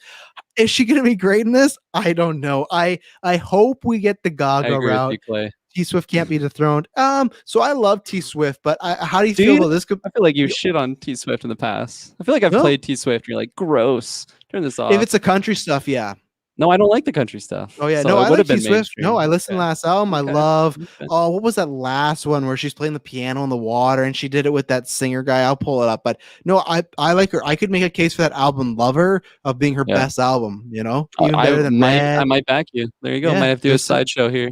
Oh, 100%. We'll have to phone Kyle and everything. But either way, how do you think about this comparison that Olivia Rodrigo is going to be the next Taylor Swift? Oh, I already agree with you because Taylor Swift co-wrote one of her songs on One Step Forward, Three Steps Back. And it's just like similar like vibe, like, oh, this boy broke up with me, which like, I cringe sometimes with certain lyrics, but overall, I've listened to that album so many times. I'm scared it's going to show up on like my end of the year, like, like top songs Golden you listen Geeks? to. No. Like, oh, it's gonna on my Spotify. Like, it will. It probably will because it's just well-made music. And I really like the album. My only problem is like the only 2 songs are the first and the last one. The rest are all about the same fucking dude. And I wish there was a bit more variety because eventually the good thing is the album's only 34 minutes, but it does start to feel a little repetitive after. But like, I love Brutal, that first song. That's where I'll say like eventually she could dethrone T Swift for me because she has a bit more of a rock edge to her, where Swift was more like it's a country pop. She has a rock edge, and like Brutal sounds like it could be in every teen fucking movie where it's like, I hate my life and I hate my parents, and it's just, it's like pop rock. I feel like it's more Avril Lavigne leaning. Yes, I've been on a big Avril kick lately. I've been listening to all her stuff. That was like one of my. I think it was like my first concert actually. Avril Lavigne here in Kelowna. She put out. I know it was folklore. No, there's another one. No, it wasn't. No, I was talking about the song. The song was "Exile" with Bon Iver. That song fucking hit. The same way as "Favorite Crime." That's my Olivia Rodrigo song. That one's fucking so good. But either people love this or they've tuned out. But that's why we do the big topics in the first hour. Lost any viewers. Yeah. Yeah, we always do the big ones, and then after that, it's like we're gonna talk about this and Assassin's Creed. But what was you're talking about the movie because he had Dua Lipa, and that's what started this whole. No, I had Avril. I didn't even know. Music. Okay. 100%. I didn't even know that she put out an album in 2019. What? Yeah. What? I know there's a conspiracy theory. People thought she like died and was replaced by another person. Is that so yeah, me and Emily were talking about that because an Avril Lavigne song came out, and it's like, it's been a while. Like, she has to be putting one out, right? It just has that feeling. So she did 2013, still hits on that. She put one out in 2019. I think there's some song about the devil and love it kind of charted, but like, I heard nothing. So clearly did not do well. She has a single right now with some guy named like Don Ape or Don App or something. I don't know. It's called Flames. It's really disappointing because she's like, if you listen to it, she's just becoming like every other type of singer girl that like kind of the way, I don't know how you feel about her. I really liked her old stuff, Ariana Grande, but her new stuff I do not like. I feel it's super generic. It just, and everyone tries to copy her voice now, a lot of people. But like, if you listen to the song called Flames with Avril, and like I said, she's with some other guy, she's just doing like, look, our viewership's absolutely gone up, Kirklin. No, but she's just doing a bunch of like a shtick that like I feel like tons of people are doing it. It doesn't feel like Avril, and that's the problem. And but maybe that doesn't work anymore. The Skater Boy thing doesn't work in this day. You gotta evolve, right? You can't just like, she probably hates listening to her old music because it's just like, that was just so overdone. I don't know. Maybe she's at the stage of her life where now she can look back and appreciate where she was. But like if I'm comparing it to like a child actor that got put into a role like Harry Potter, Daniel Radcliffe, people are like, oh my God, you're Harry Potter. No, I'm Daniel Radcliffe. Like, I'm my own person. Like, I'm sure he just like had to do therapy because people would just be like showing up to his house like, Harry Potter, Harry Potter. Or and then it's a trend among child actors, but unfortunately. You do gotta evolve, but you also gotta stay true to who you are, and that's why I feel like this Flame song, not it. It's not there. So I haven't listened to the 2019 album, so I'm trying to join the Discord, but link is fine. I don't know how to do that. I'll drop it in the YouTube chat. I can do it right now. Okay, yeah, you do. It must expire after every 30 days or something, right? Like, I have no idea. I didn't even know it did expire. That's weird. Yeah, because we had that before where people were trying to join it. So I'll try and find a way to fix that in the future so other people can. Maybe I'll just have to change it every month and see. But I've had this complaint before, but it's the same link. But yeah, drop it in there. It might take a second because sometimes YouTube like blocks links. But either way, well, you're doing that. There you go. Perfect. It's right there. It will approve you. It's everywhere. Boom, boom, boom. Yeah. You think it's 14 days? That's crazy. I hate that. I hate Twitch for their fucking stream codes that I gotta send you all the time. Oh my gosh, that is annoying. Like, ridiculous. Like, for people that don't know, when we stream on Twitch, there was like an option where it's like, oh, I'm the owner of the account, so for other people to use it, they gotta send me a text, and then I give Kirklin code so he can go in. So it's like, okay, fine. I turn that off, and it's like, oh, that's off, but it has to be by email now. It's like, I hate this. StreamYard, luckily, once you log in once, you're in, but I hate websites that use codes, not passwords. Codes like every time. I get it, it's security, but it's just annoying. But either way, this movie, I'm very excited for, just for the cast alone. It's such a weird collection of people. Like, the fact we got Bryan Cranston, Dua Lipa, John Cena, and Henry Cavill in a movie. It's like, that's a weird sentence. Catherine O'Hara from Beetlejuice and Schitt's Creek. Matthew Vaughn, I'm very excited because I'm like most people where I really enjoyed Kingsman, not as much as the other people, but the sequel, actually, I'm lying. The sequel I never got around to because people just kept telling me that it's not worth my time. So I maybe will watch it, but I will always stand by X-Men First Class. That is just such a solid flick. And just with this cast alone, this gets me really excited. I'm not sure when it's going to come out, probably like 2023, maybe end of 22. But just this cast alone, the guys directed some bangers before. It's a spy thing. I'm always down for more spy movies. So it's a genre I like. So I'm all game. I imagine you're much of the same. Yeah, 100%. Like even if you just didn't tell me, maybe not. I was gonna say maybe if you didn't tell me the cast, just like the idea of what the movie is, it just gets me excited because because the one I was comparing it to would be like Knives Out. Like even if you didn't tell me Yes. it was Ryan Johnson or like who's in it, I feel like I'm excited. But at the same time, I feel like I was really excited that for like Daniel Craig and like we got oh my gosh, Steve Rogers, Chris Evans, Chris like Evans, just Anna seeing that, Armas, yeah, Anna Armas, Michael so like seeing that, Shannon, and Tony then when I get Collette. yeah, so that's stacked. And then also when I saw the Yeah. trailer, like it was just so colorful and so like artsy that it's just like, okay, I need to see this movie. I feel like it'll be, or I like I'm getting similar excitement just for like seeing the cast because as you know, I've just been like fanboying over Cavill. So anything that he's in, I'm pretty much a day oneer on that. And then you just throw in like some other variables of like him interacting with like whether it's Bryan Cranston, John Cena, like that is a mixed bag. And Dua Lipa, like I mean, like I'm starting to listen to her more now. So like I'm dipping my toes a little bit. I'm excited to see her acting chops and just see if she becomes just, I don't know. She's going that Lady Gaga route, right? I guess Lady Gaga was singing a lot more or a lot longer. Well, I just thought Dua Lipa was so much older than she is. She's 25 and you're like, she's old, but no, with her, it's interesting because I just don't know anything about her. All you really have to go off is like music videos and stuff. And I feel like with singers, it goes one way or the other, that they pick it up and they do really well, or they're just awful. Like, I don't find there's a middle ground of like, oh, they're all right. Like, sorry, but Madonna was fucking awful. As I keep saying, Lady Gaga is who our parents thought Madonna was, but Lady Gaga is actually that. Yeah, from music and acting. The only reason Madonna was around because she was Madonna. So it's a question of, is she going to pull Lady Gaga? I imagine she's actually doing music for this movie as well. My prediction is it's going to be, I won't say quite a small role, but I could see less than like 15 minutes, the max of screen time. I think it'll be something, and I that's the max. I could see lower.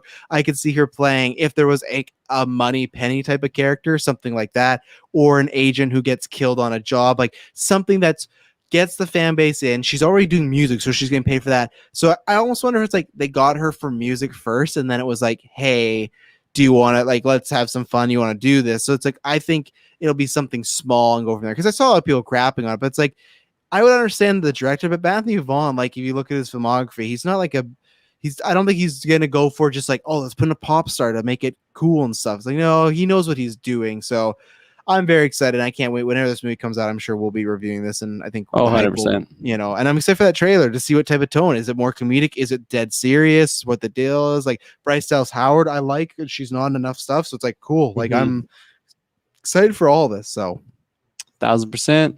1,000%. Fine. Oh, go ahead. Oh, I was, I mean, since we're talking Cavill here, did we even discuss the Witcher trailer? Like, did we talk about that in a previous? No, we didn't. We can do that because it just came out this weekend. Yeah. The only reason I hadn't because you haven't seen season 1, have you? Fuck yeah, I did. What are you talking about? What do you mean? Don't fuck yeah me, because I watched it when it came out, and everyone GeekVerse was like, I don't know when I'm going to see. I'll get around to it. I mean, it is fair because I remember like being at work and people talking about it. I'm like, nah, I haven't seen it, and like there was no excuse why I hadn't, because like I've listened to the audiobooks, or at least some of them, and like I knew everything that was happening in season 1 because that literally follows the first like short story collection. Yeah. So I was really, really into it. I really like the game. I love Henry Cavill, so it's just like I really was like off put by Yennefer at first, but I just grew to love her. I think she's such an amazing actress, and I want to see her in more things, and she just delivered with that character. So, and I love season 1. I thought it was so well done. I thought like the usage of CGI with just like prosthetics and just like makeup and stuff like that. Like I just thought that was a good balance, and overall, I thought they did such a good job at world building with that season 1. And if we're talking about season 2, like just seeing the trailer, I just want your thoughts on season 1. So Assassin's Creed's doing this game. Season 2 comes out December 17th, the day after Spider-Man No Way Home. So hype weekend. Yeah. So timing, I mean, we're gonna be popping off here on GeekVerse. Let me tell you that. Yeah. No I, fucking sleep. I guess I kind of just equate the show to because like to a Christmas time because like what Yeah. season 1 came out like Yep. Christmas Eve or December. something. Yeah. Yeah, week of Christmas. I think that's why I was probably alone because it was Probably. it was it was not the greatest timing, but it's what, so 9 days before Christmas, so you got that, and usually November, December is also when You drops as well, which we got season 3 for that. So we got a spicy Netflix Spicy, yeah. season coming up. Yeah, so but this trailer, it just got me so excited, like seeing whether it was Kaer Morhen or just like the other Witchers, seeing Geralt training. I'm so excited. One of my favorite things about The Witcher is like the dynamic with Ciri and Geralt. If people don't know, in like the actual novels of The Witcher, like the main character is actually like Ciri. Like she is like the main person, not Geralt, which I thought was really interesting when I got into the books. And I like this trailer. I feel like it really sets that. Like, okay, it's really going to be diving more into Ciri's story, whereas like the first season was just all about like this is who Geralt is. He's popping off, and then you get Ciri sprinkled in there a little bit. But I feel like we're going to be a lot more centered around Ciri and how Yennefer was more the second character in season 1. Yeah, 100%. It was no, definitely, and I feel like Yennefer, Geralt, and Ciri have a really interesting, like, just what makes them important together and why they're all together. Like, I feel like that's a really just important thing in the novels. I think they talk about it a little bit, or probably quite a bit actually, in the game Witcher 3. And I'm just really they raised excited. her together pretty much. Yeah, as far as that, because I've only exactly. played Witcher 3. They raised her together, they were in love, and I'm not sure if this happens in the books, but Geralt lost his memory, and that's how he ended up being with Triss for a while. And then at some point he regains it, and it's this slinging push dong throughout those games. It's this, and it's this push of pull. If he remembers his relationship with Yennefer, but he's currently with Triss, so it's like, what do you do?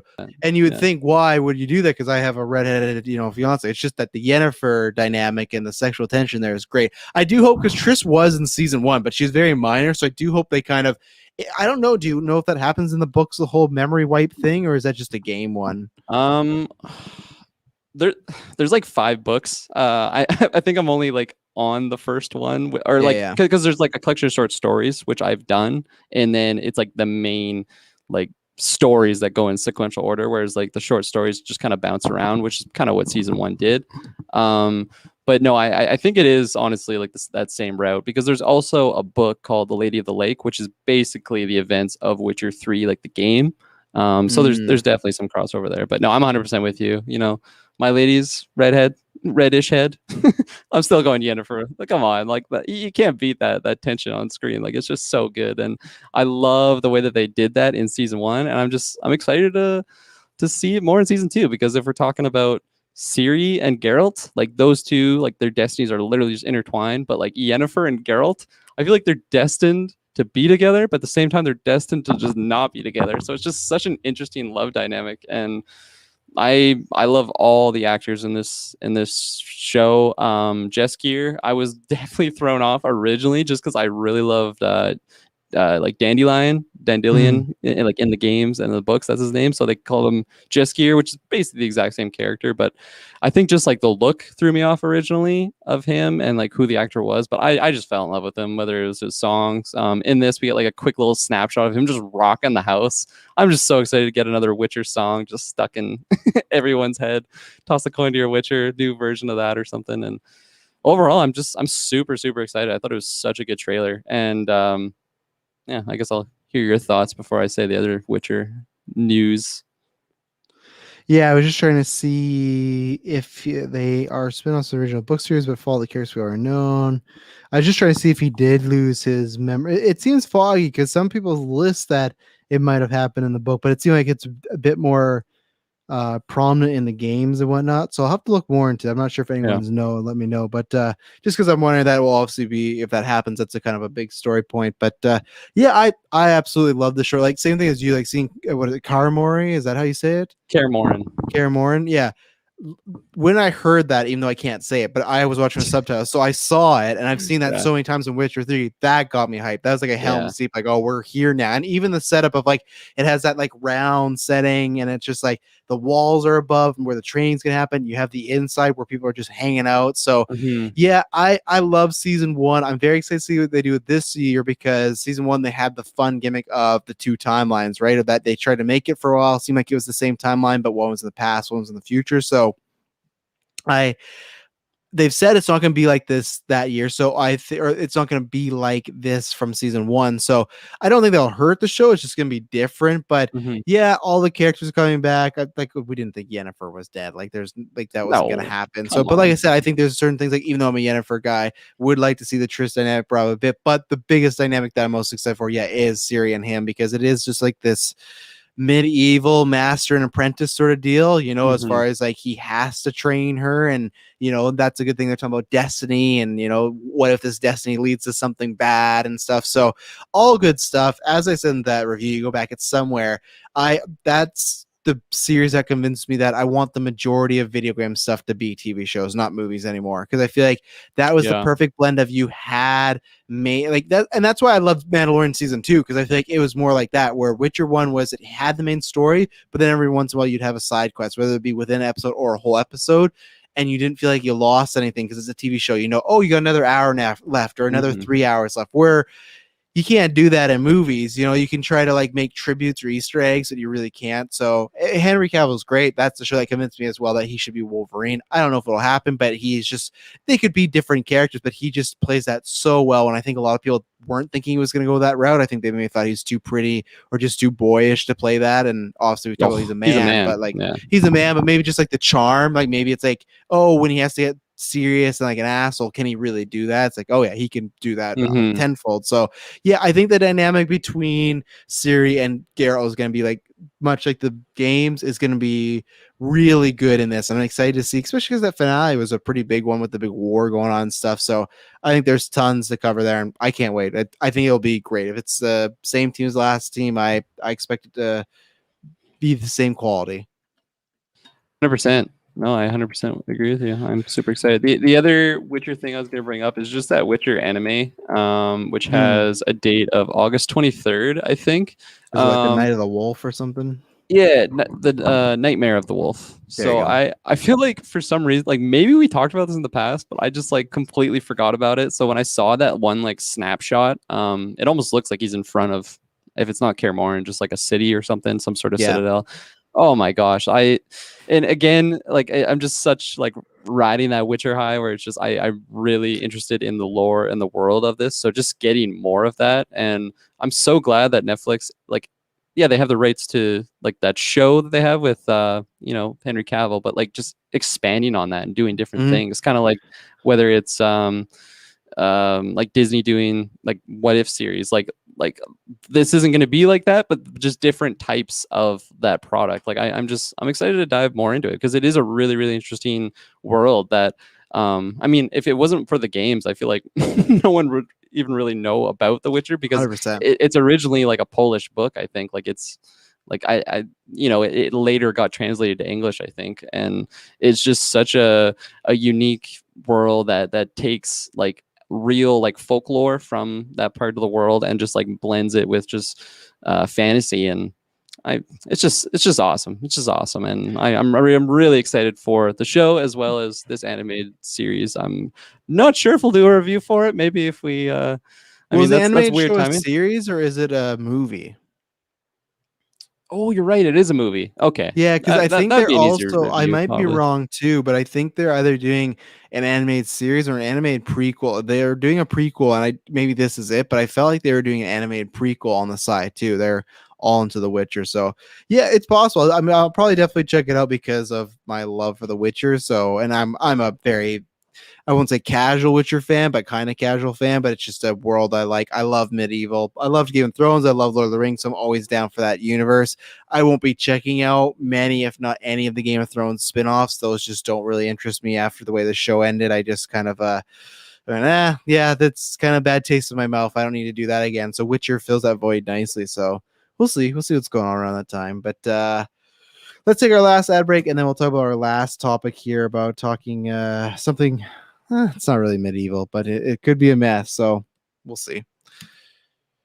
All right, we're back. I tried to help. We didn't talk about this last week. I was holding it off for Taylor, but he again couldn't make this newscast. So I just went, I'm just gonna put it in here because I thought it was still interesting to do. We talked about this a few maybe months ago, if not weeks ago, that Ubisoft is stressing that they're going to do more games per service, more kind of Fortnite, Warzone-esh games where it's live service always going on, always moving. So there was a report that came out that said they were doing Assassin's Creed, and like half an hour later they said they were doing that. What are your thoughts on them doing an Assassin's Creed live service game, and do you think that is something valuable for them to do, or is this a bad venture they might be going down? So explain to me exactly what this is. Like it's you pay to just like play online So Assassin's it's Creed, gonna be Avengers but Assassin's Creed, like that. Like you'll have a game there like that game. yeah, like the same thing they say, like, oh, like there'll be main story and every month new content and maybe a new place to visit, blah blah. So it's gonna be like ongoing, expansions. You'll get like loot drops, stuff like that. You'll get daily tasks and everything like that. So you'll get some main story stuff like a Destiny, like I said, like an Avengers, but then you'll kind of be off on your own. Doing what? I don't know, but that is what not that they're pitching, they're actually doing this. It's called Assassin's Creed. I love the you way you laugh say that. okay. It's like, can you believe they're actually doing this? This isn't just an Well, idea. you can see clearly where I am. I just don't like. Yeah. We've seen so many games of this ilk. I think is it Infinity. I think it is. It's like even Avengers, which yeah. So it's Assassin's Creed Infinity. I was hyped for. I'm excited for Black Panther expansion coming out, but I still don't play it as much as I would like to. One, because quality of the game, and two, it's just these things always do this where they launch and like they have this roadmap and then one delay leads to another, needs to another, and it starts to die. And I just don't. I think this is something they will like. Look at Fallout 76 as well. They've got some people back, but it was not the big hit they were hoping for. Like, I think what will happen is this game will come out, disappoint, it'll on for a few years, die, or not get much support, and then you'll get we're going back to the basics with Assassin's Creed. Like, I can already see this, and just like someone at some point will pull off this like single player, group player, like a main campaign story driven live service game, right? Because most of the time Fortnite, Warzone, those are just by new guns, new skins. Like that's easy to do. But there could be something of like, okay, you're playing a Assassin's Creed game and every month you get a nice girthy story mission or some multiplayer missions you can play and it's worth the while. The problem is not many people, actually not really anyone's done that with a single player game, and I don't think Ubisoft is the one to do it. Yeah. I'm pretty much in the same boat as you, I think. Not to just be an echo chamber here, but I just feel like this is just because they already had that Assassin's Creed Unity game that isn't like this. It's not just like I'm focused on multiplayer, but it had the multiplayer, and I just felt like that, like so. Going back to Kirklin at that time, like I was really interested in the Assassin's Creed games. I was like, holy shit, they're actually doing a multiplayer game. I think that was around the time of like PS4 like introduction. So it's like, holy shit, new console, new game. Like this is like a pretty big deal. New multiplayer co-op. Like this is awesome. This is exactly what I wanted to do since like Assassin's Creed 2, like just play with some friends and stuff. But that launched terribly. Like the online for it was god awful. I remember like that was the co-op game, but even just like the first time they did like multiplayer versus of Assassin's Creed, I played it quite a bit because that was just again around the time when I was playing a lot of those games. And I played it a lot because I just liked it, but holy fuck, like loading times were terrible. You're constantly just like glitching out, and I feel like that's just a running theme with like Ubisoft games, that it's just they like whenever they have an online service. Now, to push back on myself there, it's just like most of their games are mainly single player focused. So maybe if they're focusing everything on multiplayer, like these would be refined servers and all this stuff. But yeah, I also like technically I could. Like technically, I feel like I still have an asterisk just because it's Ubisoft, and they're pretty renowned for their just glitchiness, whether it's their games, let alone like their server side. Don't even get me started on Uplay. They literally just discontinued that because that was such a bad thing. But I feel like so yeah, technical. If I'm just looking at it like technically, it's gonna be perfect. I still just feel like the appeal for this is just not there. And Well, that's where some of the fan base has been. Like the last few games have done really well, reviewed well. Maybe kind of going down a little bit because I think it was what was it, Assassin's Creed Odyssey that really popped off. It was like yeah, the Rome one, and I feel like people felt it was moving in a good direction. Even though, yeah, it feels less like Assassin's Creed is moving in a good direction, but it seems like lots of people aren't happy with it. Taylor's not actually happy with it. He said, "quote fuck Ubisoft and everyone that works there." So very crazy. And he also said it's fuck paid by them too. Taskmaster. Yeah, it's Yeah, he crazy. said fuck Taskmaster, which is a big change from his review in Black Widow. But yeah, I think there's a sentiment of why you're doing this, and I think it's a sentiment of a cash in, and it's everything's a cash in. Everything's made for money, but it's just like it just feel like they're maybe doing it with the fad, and I don't know. It just I don't think they got a lot of support, but I don't know. They're just gonna have a great launch and a lot of content and really blow the doors off the hinges. But I don't think they're gonna do that. That's Ubisoft. I feel like they always hit that like B quality of like, oh yeah, it's a good enough game, but nothing I'm gonna invest in. And same thing, like I'm wondering, is this a $60 game? Is this free? Is it like a $40 game? I imagine it will be a full price game, and then you can play after. But lots of these games like Fortnite, Warzone, they have that advantage of being free. That's part of the struggle I think with Avengers is the idea and the concept for a lot of people is fun, but like you or Taylor didn't pony up the 60 full price. He was like, well, it didn't look that fun, But I bet if it was free, we would have done a playthrough. We would have played it up and everything like that, right? But because it wasn't, I'll wait on Avengers. And if Avengers can't get it right and be as a big hit, I don't know if Assassin's Creed can. No. Yeah. Yeah. So we'll see. Anything else to add before we get out of here? I don't think so. I think that's pretty much everything news related. I actually had something to add to the notes this time around. You did, yeah. No, it's good. I completely forgot about that. I would have brought up anyways, but it was a long week with Loki and Black Widow, which obviously we're back with Loki coming up. But hell yeah. Yeah, well, thank you very much, sir, for joining the newscast. Always good to have someone doing this. Oh yeah, no, it was good to talk about that little music period there as well too. So I hope subs you found a way to join the Discord. I really do, and because it's funny we start talking about music and then that's what got them. But same thing. If anyone else enjoy these conversations, join the Discord. It's always a fun time there popping off. So we didn't even really talk about Florence Pugh either. We didn't even really get to defend her. I guess we don't have to defend her because Clay's the one in the wrong here. Oh so yeah, we're just speaking the truth. So yeah, it's like the one guy who thought OJ didn't do it. That's Clay right now. Like yeah, like we're all like guys. There's a lot of factors here. Yeah, okay? Like OJ did it. Like Florence is the greatest, and just what we invented the Pew Boys. That's enough to just get it go. And now, like I said, I just link him in a bunch of stuff all the time. I always send him Florence Pugh, but she's outstanding. Maybe we'll talk about her when we get to Hawkeye, which I think is later this year. So that's crazy. Are you serious? I think so. That's what Chris and Brent keep telling me, and there's a reason they're hosting Marvel Alliance. So I think the rumor is we got What If, Hawkeye, Miss Marvel. So that's the still Marvel shows left. So that seems loaded to me. I'm like, really? We still have all that left? But yeah, if we do great, I'm down for it all. So yeah, I'm in like disbelief just because we've been on such a dry spout for like 2 years, right? New content I enjoy. Yeah, I don't have to be like, this movie looks all right, I might enjoy it, and it's like 5 reviews and it wasn't coming out at all. But yes, ladies, hope you enjoy this newscast. Let us know on Twitter, Facebook, YouTube, or Discord. And until then, please check out our Loki finale review. I think that's going to be who the fuck is in that castle. Oh, Fractured Wolf, you're coming here at the end here. Fractured Wolf, where have you been? I've not seen you for any Loki reviews. I was gonna say, if you're there for the finale, you can make it up. I understand because you have school and whatnot, so you get a pass. But Loki finale, or drop in the Discord because we haven't heard from you in a while. Some theories got going on about Loki, but yeah, that I think. I hope that's good, man. I just hope it's good tomorrow. I hope we just like that reveal of who's in that castle. Is like, I got to ask you this because we won't talk about it before. How do you feel about this theory that it's another Loki?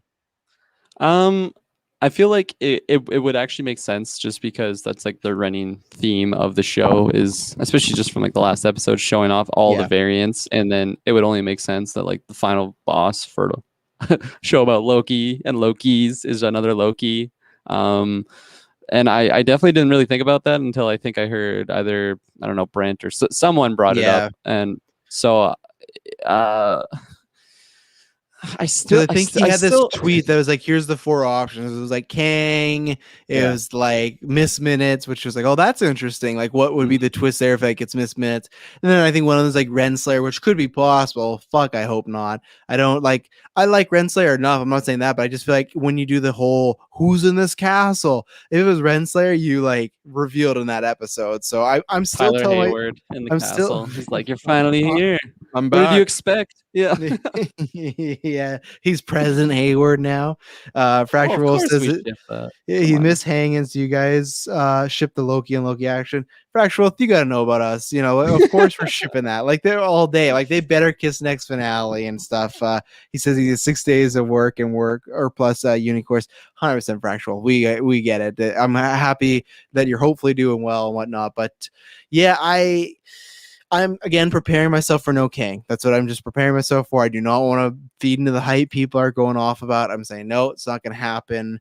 And I'm just trying to not get bummed out by like lots of people. I listened to Marvel Alliance and both Brendan and Chris were like almost firm. I'm like, yeah, Sylvie's not making it. I was like, fuck. I don't want to. I don't want that scenario. I do not want the world we live in where Sylvie's just a goner. You know, it's just that's done. You know, Yeah. oof. I mean, the more we talk about it, the more scared I get because it's like Yes. I do have expectations. It's hard to not, when you're just so invested in the show and we're talking about it all the time. Honestly, I think I'm at that route where I have those expectations, and it's just too close for me to be like, no, Kirkland, don't think that way. It's possible, you don't want Ralph Boner or something like that. Destroy it. Yeah, Yeah. just no. And then I walk away with my expectations. Yeah. When your hand gets bitten by a fucking golem. What a graphic scene. But yeah, the finale is all depends where I rank it. Because right now, I think overall, if the finale sticks to quality, I think I do put a bit above WandaVision, which not sucks because it's subjective everything, but it's just like WandaVision's so strong, but I just feel like Loki's just a bit more consistent. I had a few episodes where it's like, and plus, I'm not gonna lie, Brent's gonna hate me hearing this. The boner of it all does take it down. I don't care. Like it takes down some points where that finale, I think I liked it more than you guys, but I remember still being like, okay, it wasn't a top tier one. So the finale for Loki is the deciding factor if it's going above or whatnot. So only thing I was sad about was the lack of Lightning McQueen. Yeah, a lot of people are wanting some car reference or like him to drive the Pizza Planet truck, and yeah, we're not at that point yet, but one day we'll get there. One day we'll be fighting Darth Vader and all this stuff. So that's the end of 401. We promise we'll hear from us next. Not be boring. Peace.